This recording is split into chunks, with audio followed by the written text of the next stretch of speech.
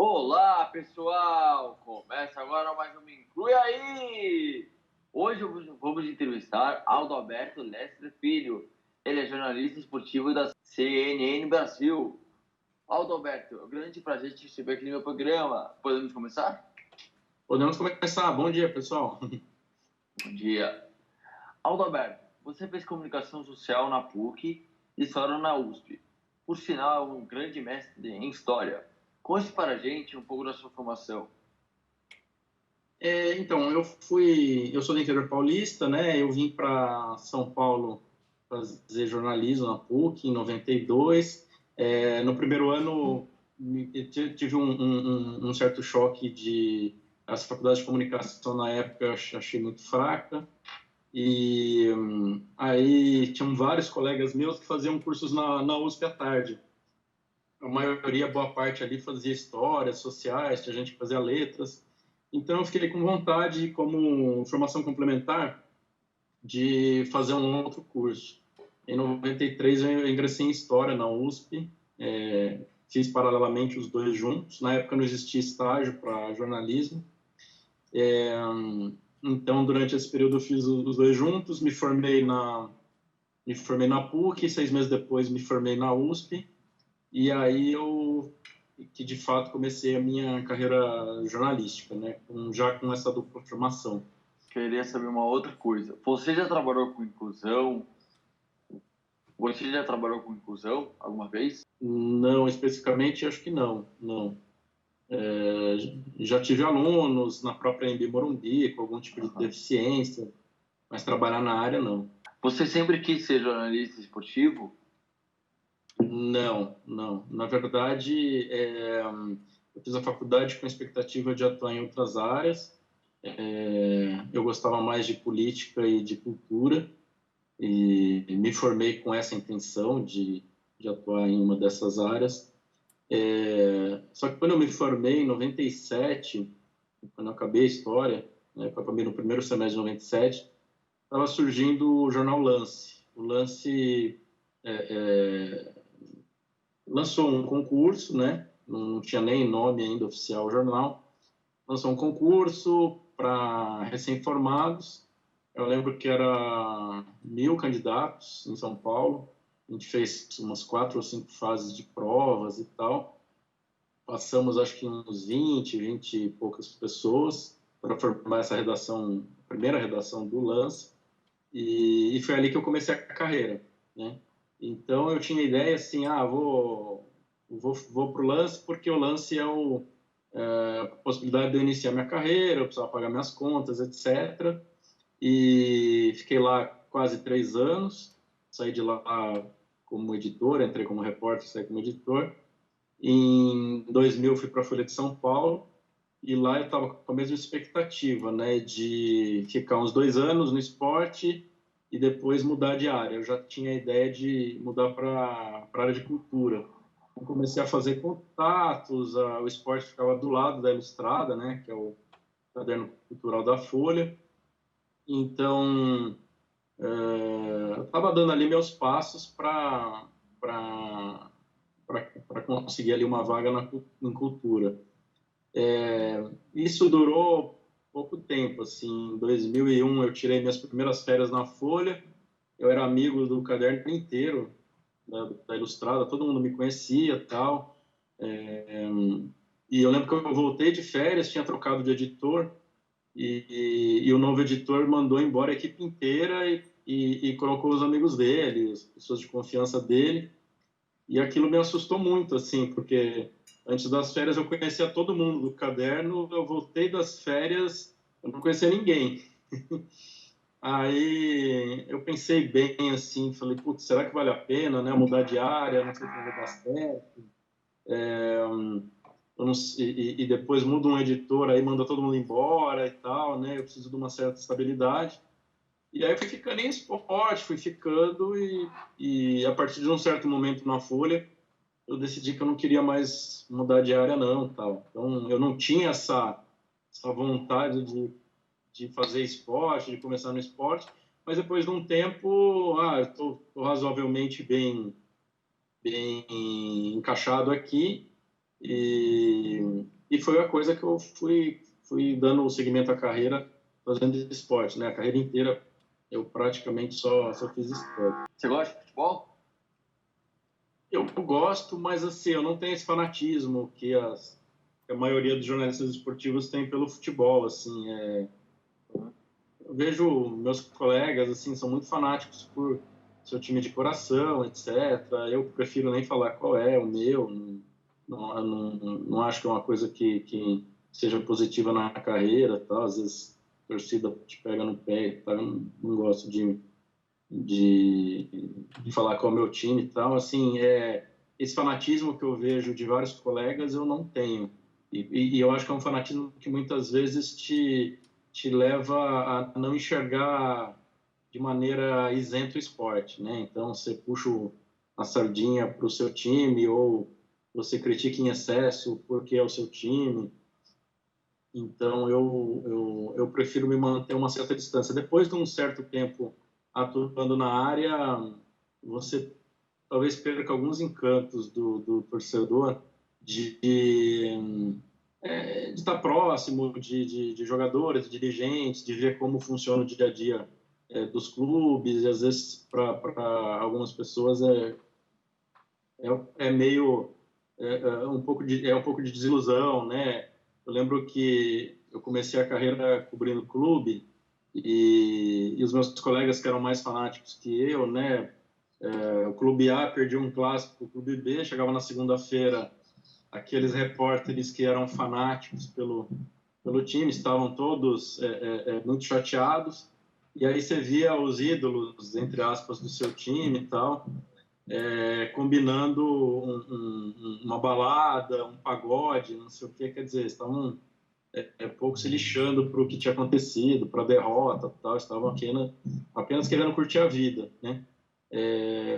Então, para alguns repórteres, isso vira uma certa desilusão, né? Como muitos jogadores não têm esse comprometimento que o torcedor fanático tem pelo seu time de coração. Sendo professor universitário, qual a sua opinião sobre a formação e o curso de jornalismo? Olha, assim, eu tive dois momentos no curso de jornalismo, né? Primeiro, quando eu fiz, eu achava um currículo bastante deficiente, muita matéria teórica sem nenhum uso prático, ou que poderiam ter sido melhor exploradas pelos professores que eu tive na época na PUC. Então, o que acontecia na PUC na época? Você tinha professores das ciências sociais, da filosofia, sei lá, da letras, que vinham te dar cursos, e esses professores, em vez de tentar perceber o que a sua área específica poderia contribuir para a formação do jornalista, né? O que as ciências sociais, o que a filosofia, o que as letras poderiam contribuir para a formação daqueles alunos, eles simplesmente atuavam dentro das suas fronteiras, né? Então, o professor X estudava Platão e aí ele te dava Platão e não estava interessado se aquilo ia ter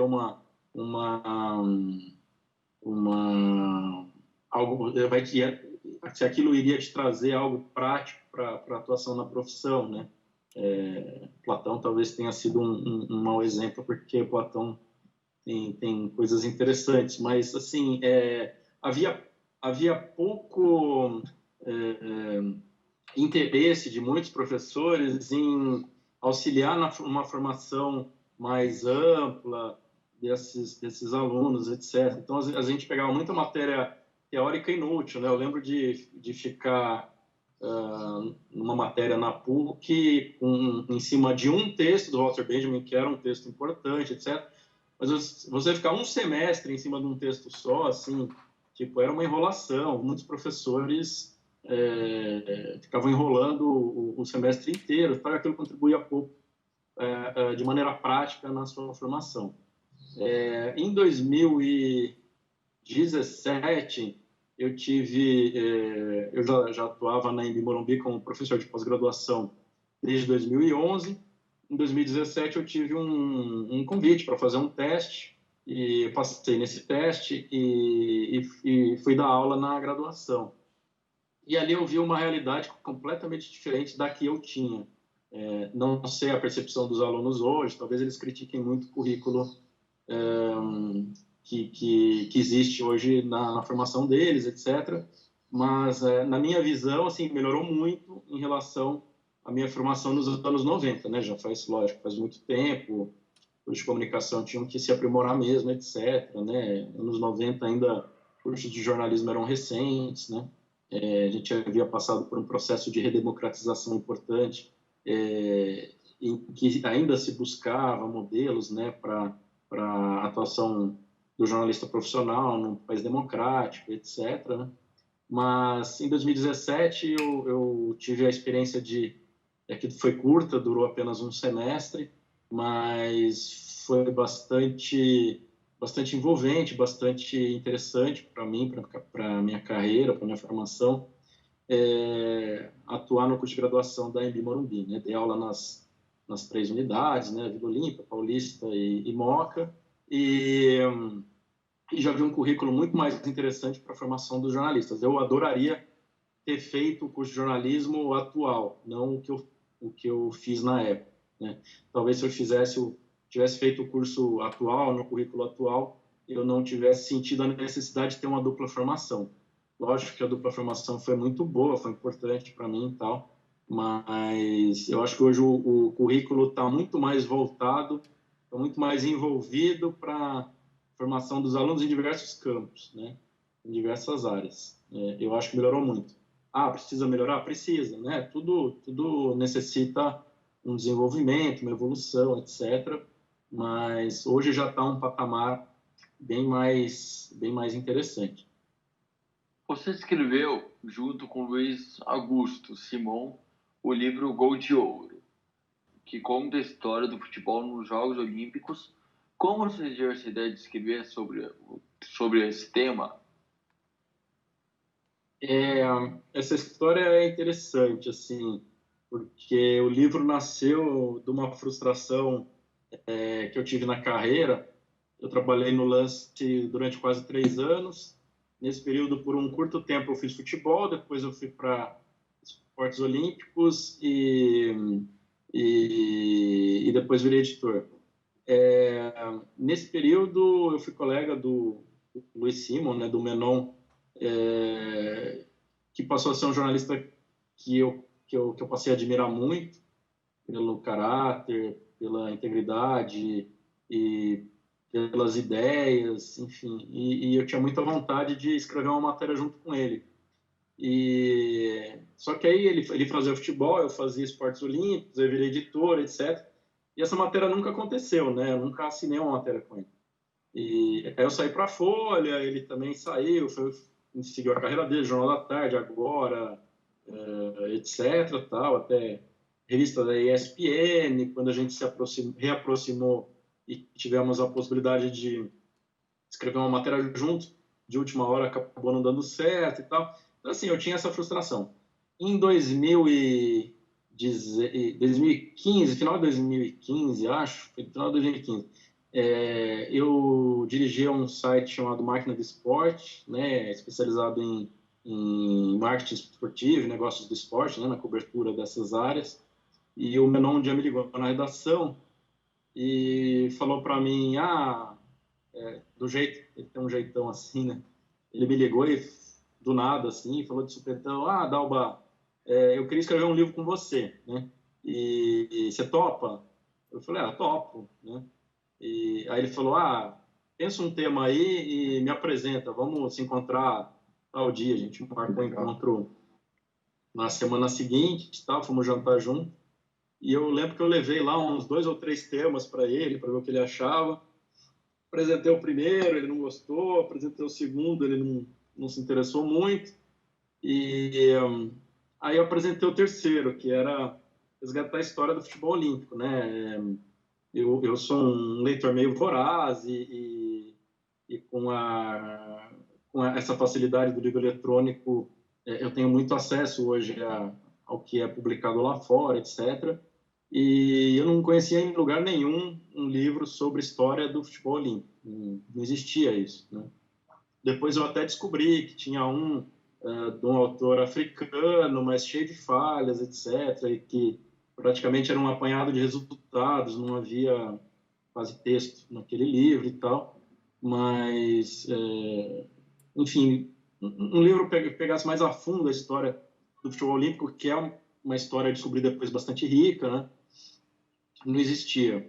E aí eu apresentei essa ideia para ele e aí ele topou. Foi a última ideia que eu apresentei no jantar para ele, ele topou. Lembro que a gente pegou um guardanapo e anotamos lá as ideias de capítulos. Ele pensou algumas ideias que a gente foi anotando. Isso foi final de 2015 e a coisa ficou meio parada. No 2015, por algum motivo que eu não lembro, a coisa não andou para mim nem para ele. Começou 2016, eu entrei num projeto de um outro livro, que era bem mais trabalhoso, que foi o 2016 Histórias que fizeram 120 anos de Olimpíadas. Então, era isso, não, eram 2.016 historinhas pequenas, curtas, que eu dividi com o Guilherme Costa, e cada um escreveu lá 1.000 e poucas histórias, e você imagina escrever 1.000 e poucas histórias, né? Coisa para dedéu, né? Então, eu fiquei uns 3 meses e meio embrenhado nesse trabalho, e a gente já tinha editora para o livro e tal. E o Menon se sentiu, acho que meio abandonado no projeto, não viu que eu estava num outro. E aí, acho que era mais ou menos abril de 2016, e você pensar, você tem que lançar esse livro antes da Olimpíada, né, para ajudar nas vendas. A gente ia ter a Olimpíada do Rio de Janeiro. E aí eu resolvi entrar de cabeça no projeto e o Menon já estava desinteressado, meio desiludido, eu acho, com o projeto. E aí eu comecei a escrever. Escrevi o primeiro capítulo, mandei para ele. Escrevi o segundo, mandei para ele. Escrevi o terceiro, mandei para ele. E assim, aí eu acho que ele começou a ver que eu realmente estava empenhado em fazer aquele projeto virar, né? A gente conseguiu um editor, o Robson Morelli, né, por sinal, editor de esporte do Estadão. A gente foi um dia jantar com ele lá na... E aí ele falou, para esse livro dar tempo de editar, publicar, etc., eu acho que era 30 de abril, se não me engano, ou 30 de maio, não me lembro o mês direito. Enfim, acho que era 30 de abril. Você entrega até 30 de abril. A gente teria uns 15 dias para entregar o livro, né? E tipo, o livro estava fazendo início, né? E aí o Menon depois me conta que ele levou um susto, né? E ele estava respirando assim, né? E eu, antes dele responder, eu falei, 30 de abril o livro está na tua mão. E como eu respondi antes que ele, o livro saiu. E a partir daquele dia, eu peguei 15 dias de folga da máquina de esporte e fui tocando o livro, o Menon da casa dele também, e a gente meio que se dividiu, né, por afinidade. Ele gosta muito do Uruguai, então ele escreveu os capítulos dos ouros do Uruguai, e fomos indo assim. Eu lembro que dia 30, era um sábado, né, e assim, eu entreguei esse livro às 11h46 no sábado, 30 de abril, ou 30 de maio, sei lá. Mas era um sábado, né? E eu lembro até de um amigo falar para mim, não precisa entregar no sábado, cara. O cara não vai fazer nada no domingo, né? Entrega no domingo, né?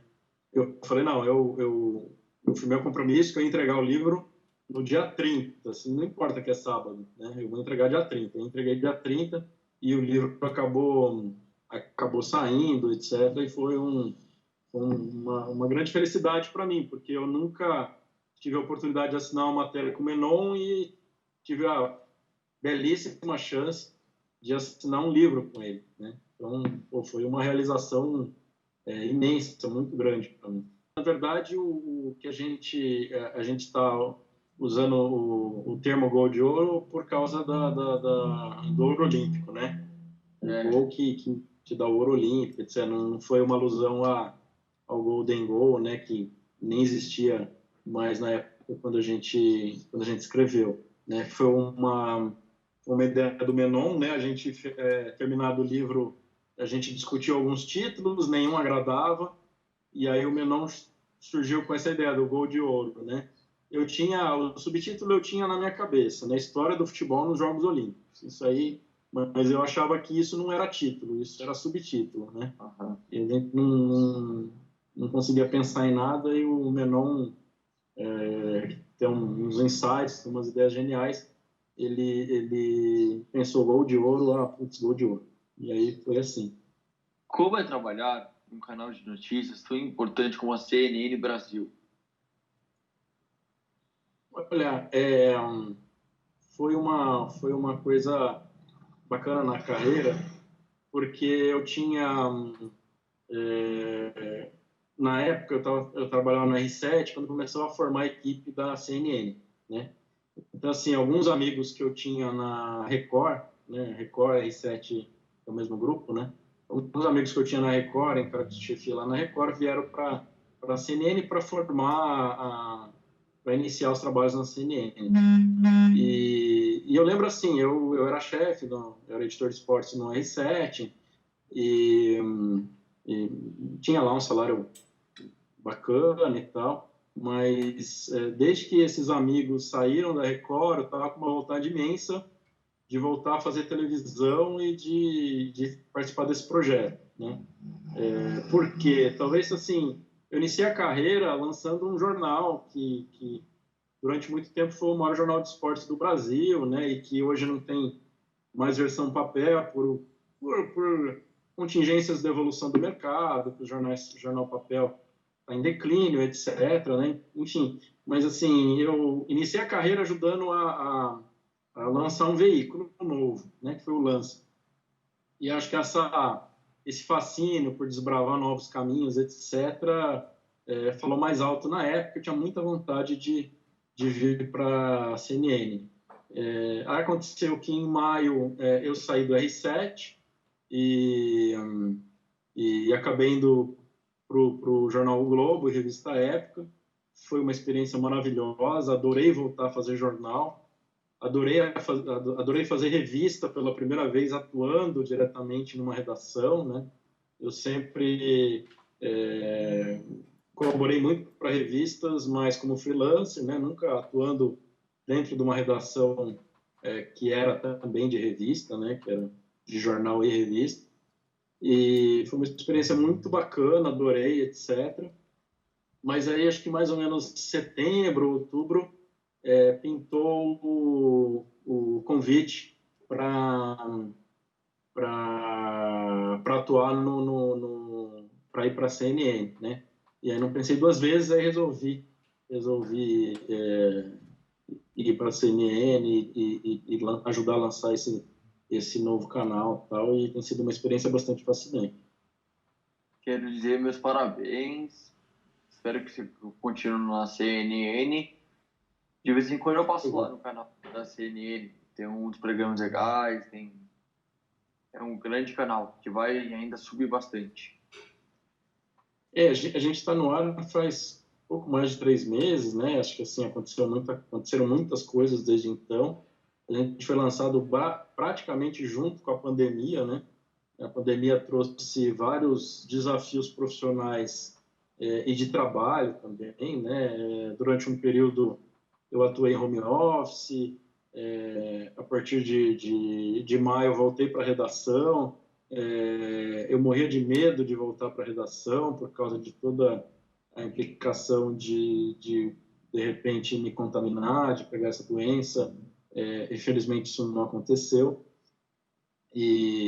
Mas também é um novo desafio de trabalhar de máscara, ficar se higienizando toda hora, de você sair do trabalho e não ter mais o tradicional boteco dos jornalistas depois do expediente, etc. Eu acho que é um fator a mais de tensão, de estresse, né? Então você não tem muitas das coisas que a gente fazia para desopilar, para esfriar a cabeça, etc., a gente não tem mais, né, disponível, né? Essa semana a gente viu aí os bares sendo reabertos, mas eu não me sinto confiante em voltar a frequentar um bar, um restaurante. Acho que isso vai ser uma coisa que tão cedo eu eu não farei, assim, e aí, assim, é um fator a mais de estresse, de tensão, né? Você pega uma folga, você não sai de casa, você pega uma folga, você vai fazer uma faxina, porque eu não estou com faxineira, com medo de contaminação. Você sai para o mercado fazer uma compra de mês e aquilo, na volta, te onera 1 hora, 2 horas para desinfectar todos os produtos, né? Porque é uma compra grande. Sábado eu fiz uma compra dessas de mês e tal. E eu acho que eu fiquei umas 2 horas para desinfectar tudo. Assim, é muito trabalhoso, não só ser jornalista, mas viver esses tempos de pandemia, né? E eu acho que assim foram 2 desafios muito grandes, né? Lançar um canal no mercado já existente, consolidado, em que você tem concorrentes já estabelecidos, por outro lado, trabalhar nos tempos de pandemia e conseguir levar a sua vida em tempos de pandemia, que eu acho que é um desafio para todos nós, para jornalistas, para estudantes e pessoas em geral. Qual a importância da sua família na sua carreira? Olha, acho que foi o apoio, né? Meus pais sempre incentivaram muito o estudo e a leitura, né? Meu pai era professor universitário, meu pai já morreu, e minha mãe é psicóloga. E acho que assim ajudaram muito na nossa formação, tanto minha quanto da minha irmã. Minha irmã é professora universitária hoje. A gente é de uma família de professores. Boa parte tem o tio, tia, professor universitário. Minha irmã meu pai foi, enfim, eu sou. Mas, por outro lado, assim, eu decidi ser jornalista, foi uma vocação precoce, com 10 para 11 anos, meus pais começaram a assinar a Folha de São Paulo. Eu comecei a ler o jornal, assim, meio precocemente, gostava de ler política, cultura, de desbravar conhecimento e tal, numa idade meio infantil quase. E com 10 para 11 anos eu decidi ser jornalista e foi uma coisa muito clara para mim, assim, sei lá, pouca gente decide a carreira nessa idade, né? E eu nunca tive dúvidas. Minha irmã fez psicologia, depois fez filosofia, depois fez direito, se formou em todas, dá aula para economia, relações internacionais, administração e contábeis, enfim. Ela tem uma formação bem ampla, mas acho que ela demorou um pouco mais para se achar na carreira, para decidir o que ela queria fazer, etc. Né? Eu fui bem ao contrário, né? Desde o início eu sabia que eu queria ser jornalista e nunca mudei de ideia, assim.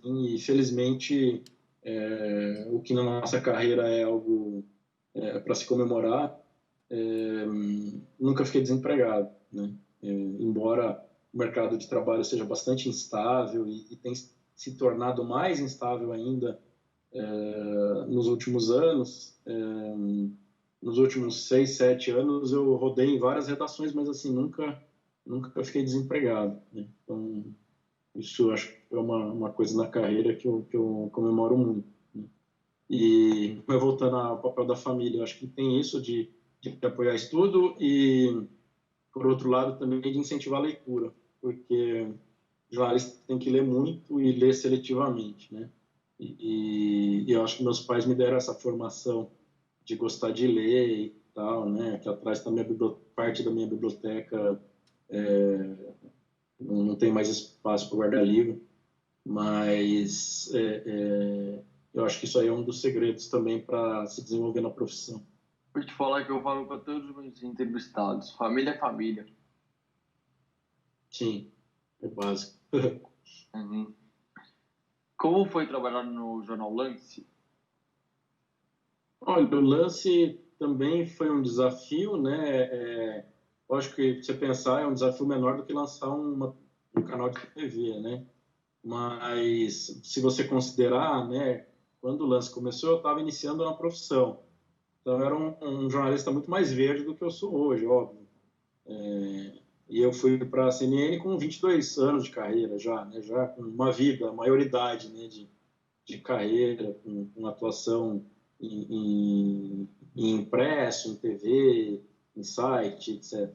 Então, eu acho que os desafios foram parecidos por conta disso, né? Eu era um jornalista bem mais inexperiente, né?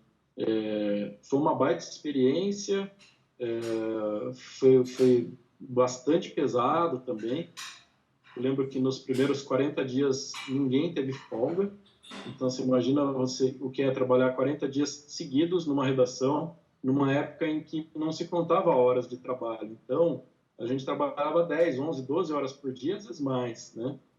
Mas, em média, ali umas 10 horas e meia, 11 horas por dia a gente trabalhava.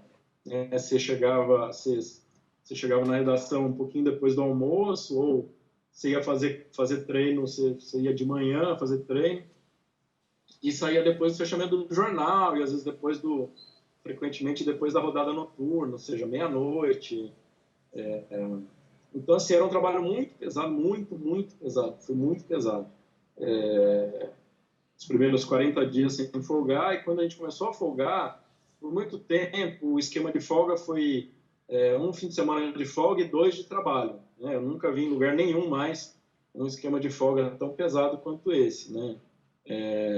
Por boa parte da carreira, por fazer esporte, eu atuei em esquema 1 por 1, né?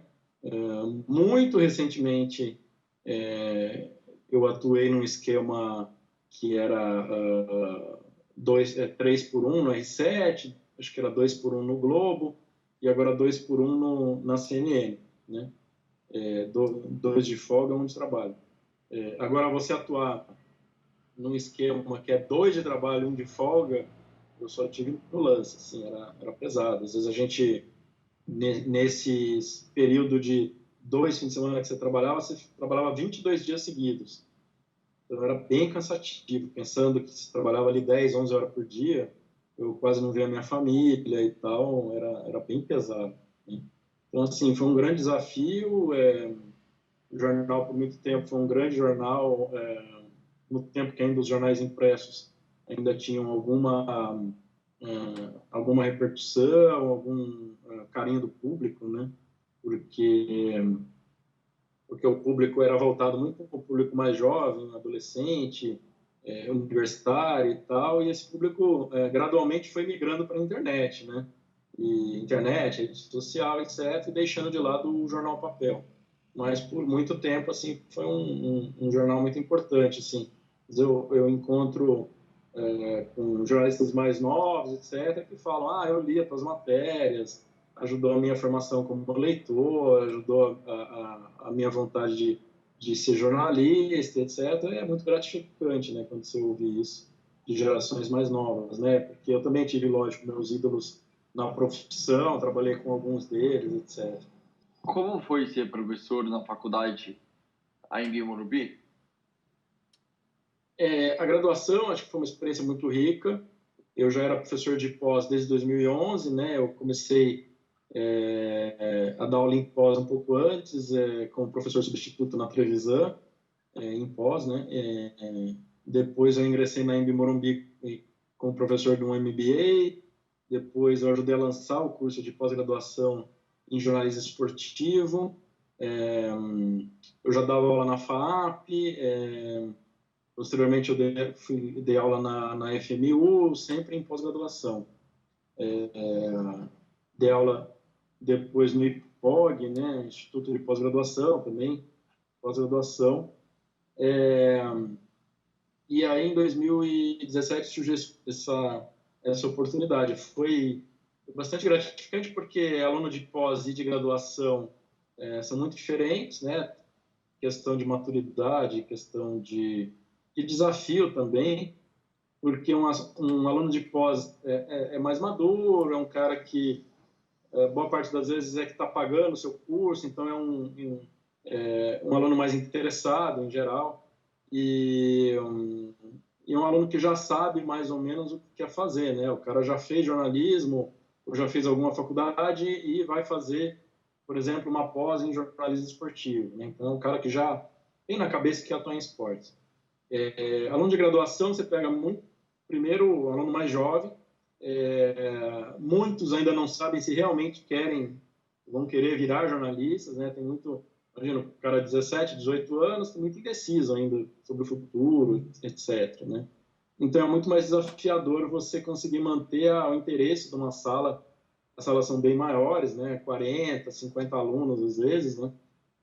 Então, é muito mais complicado você conseguir manter o interesse desse aluno, né?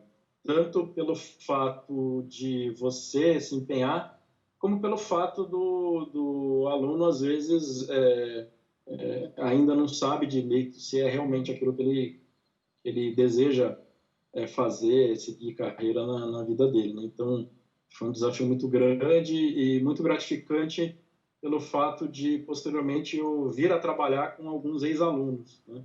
No R7 eu trabalhei acho que uns 4 ou 5 ex-alunos, tal. Isso é muito legal, muito gratificante mesmo. Eu faço Rádio TV da Envivo no Bi. E esse semestre eu me formo. Parabéns e boa sorte aí na continuidade da carreira.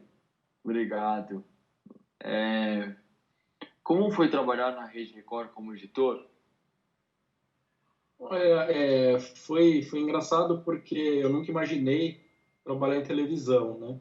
Em 2008 eu tinha coberto a Olimpíada de Pequim pela Folha e voltei sempre te dar uma bad trip na volta, porque você está cobrindo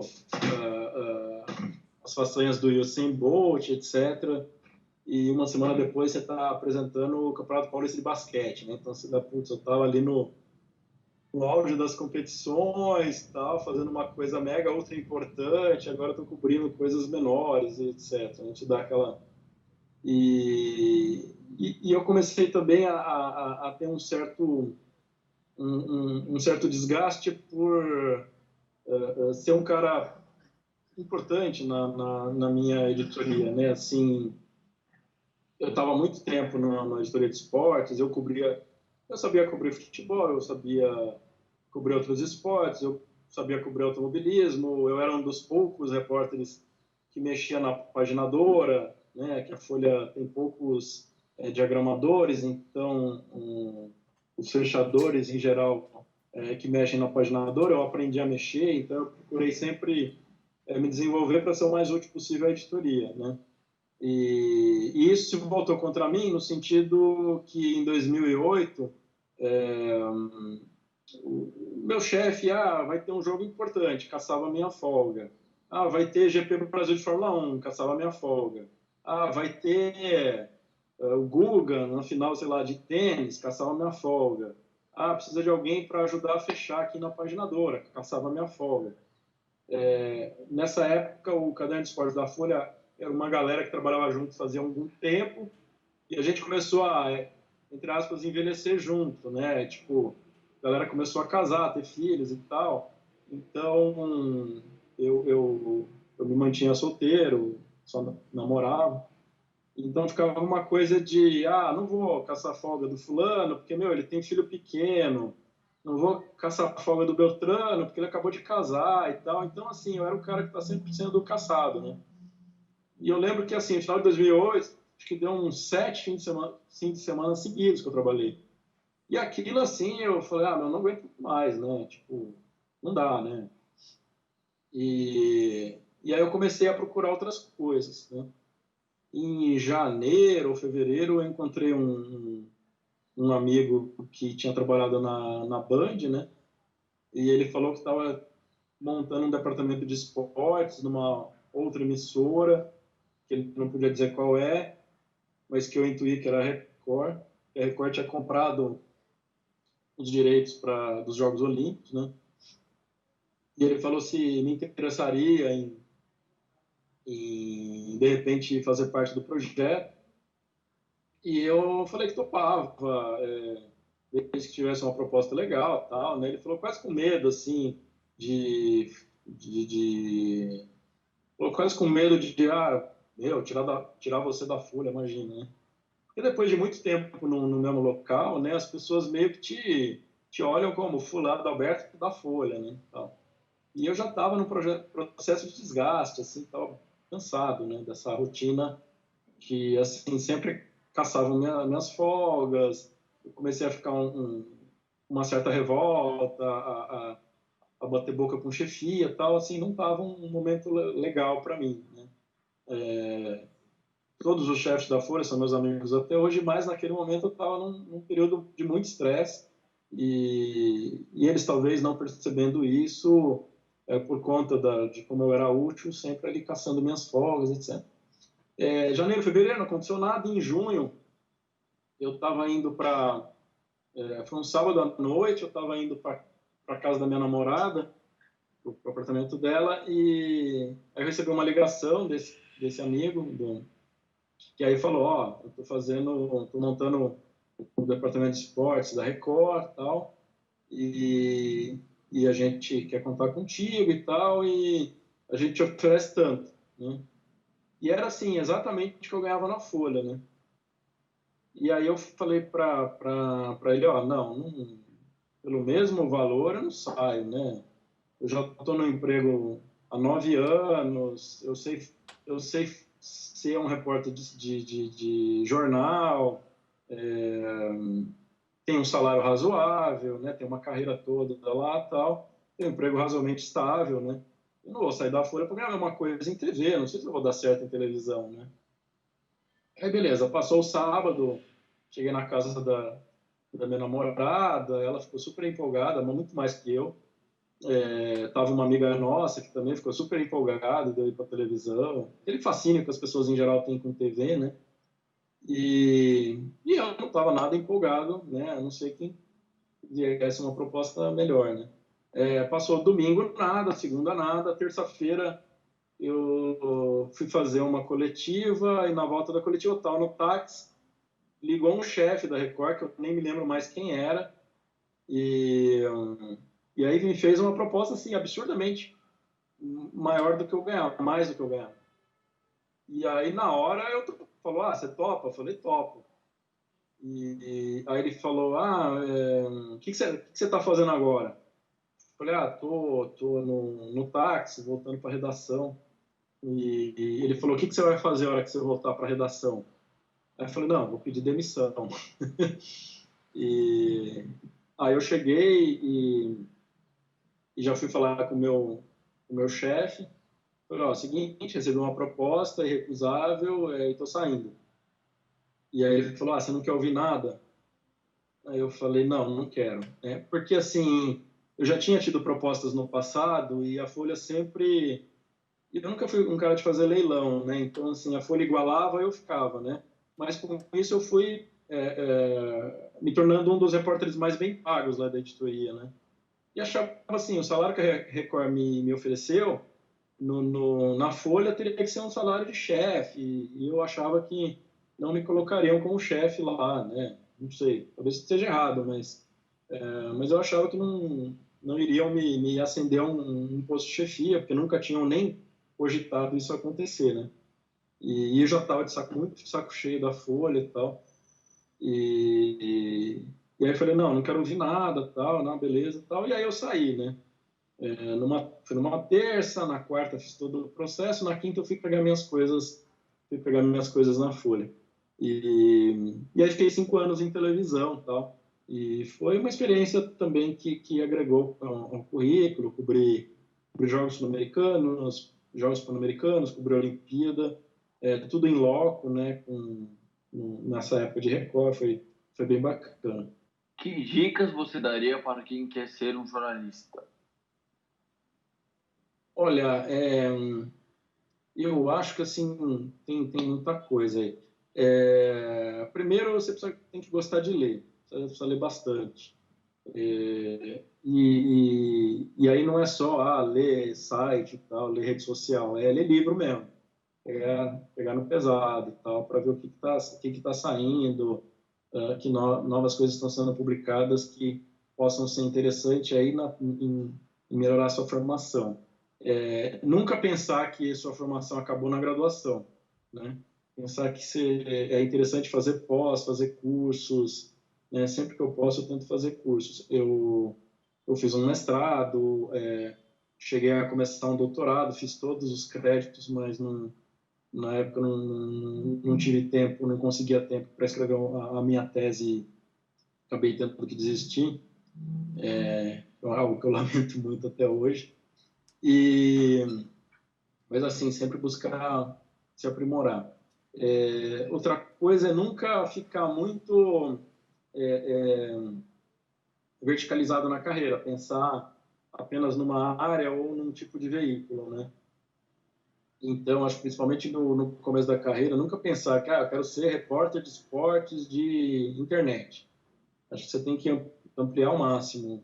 De repente, uma boa oportunidade vai surgir num site de economia, num canal rural, e aí abraçar as suas oportunidades e buscar fazer o melhor trabalho possível dentro dessas áreas, né? Eu dou como exemplo eu mesmo, né? Eu não queria fazer esporte, né?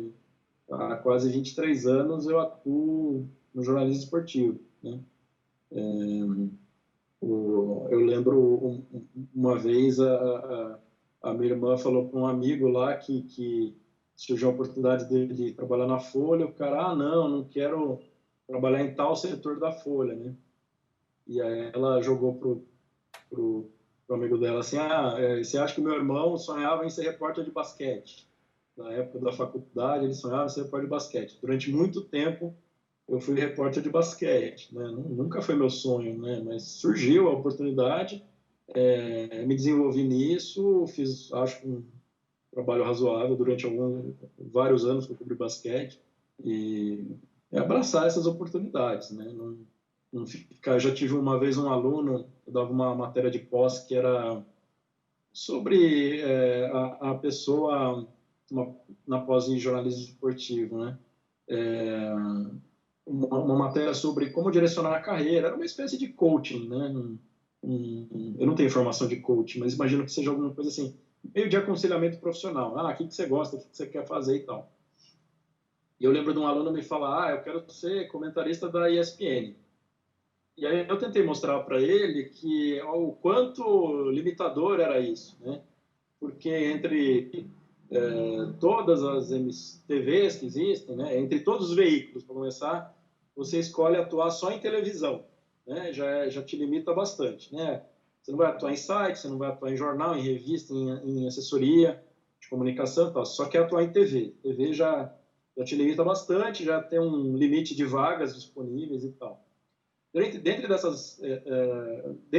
Dentro do universo televisão, você escolhe atuar só em esporte, né? Então, se te pintasse uma oportunidade da Globo News, CNN não existia ainda, mas se te pintasse uma oportunidade de outro canal, não te interessaria, você quer trabalhar só com esporte.